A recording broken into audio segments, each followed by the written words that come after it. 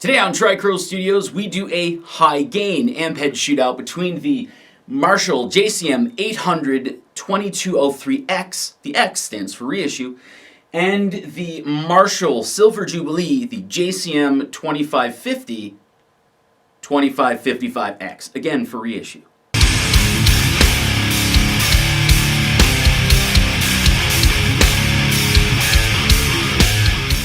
So even though there was a warning at the beginning of the video, I do have to reiterate here, this is only a high gain amp show. You're not going to hear any clean or anything like that. If you are looking for a comparison video between both of these amps, take a look in the description down below. I haven't made it as of yet, but when I do, I'll put a link there so you can click on it and watch it.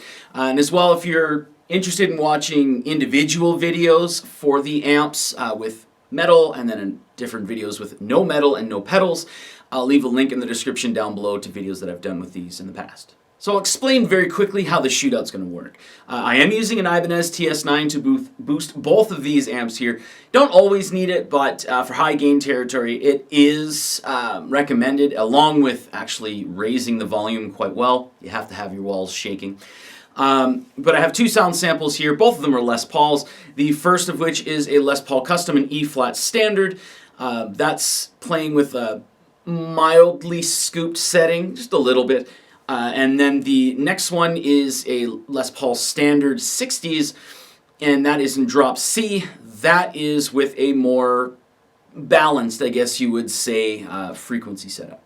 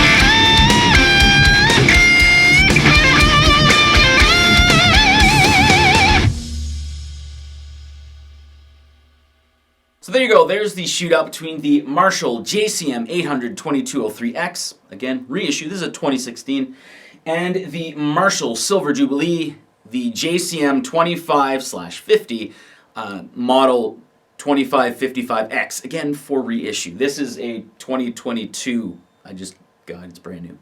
So this is the part of the video where I talk about what I've gathered from doing the shootout. So basically my initial thoughts of it. Again, the JCM 800, as long as you got your walls shaken, it's just so well balanced. There's a lot of good mids in there. It's not like an odd mid-range where it's too boxy or anything like that. The highs and the lows fall very favorably. So, you know, a lot of the other frequencies that if you're in a band setting or a recording setting, they're not really going to have to fight a lot. The Silver Jubilee, which I've always thought of the Silver Jubilee as kind of that cross between an 800 and a 900, where it's got a little more balls than maybe a 900 would have, not as much as an 800. And it does have a lot more high end to it. Now, one thing that I do find when you're using it in high gain territory, in like a high gain setting like this, like sort of metal, I guess you would say, it does suffer from that boxy type of a sound. Now, does that mean it's bad? No. Sometimes you are going for that, and it's one of those amps where if you're blending it with another amp, it would actually work in your favor to do so. But yeah, it's just one of those things where I feel there's a lot more high end to it. The mids kind of come across boxy, and to kind of rival the 800 here, you really have to dial in that bass a little more.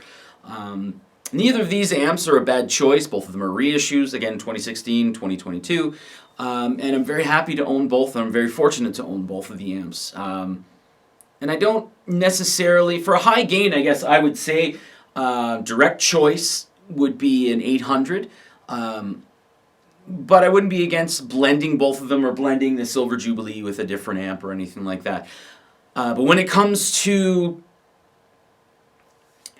not playing metal, and again, you know, if you could say not using any pedals, I think I would go, I would probably favor the Jubilee over the 800, but not all the time. So again, if you own either of these amps, or own one and don't own the other, it doesn't matter. Like you're not winning, you're not losing.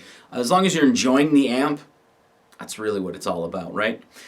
So anyway, that's really all I have to say. Probably going to be doing a little more shootouts with the 800, just because I know a lot of people have been really asking for it.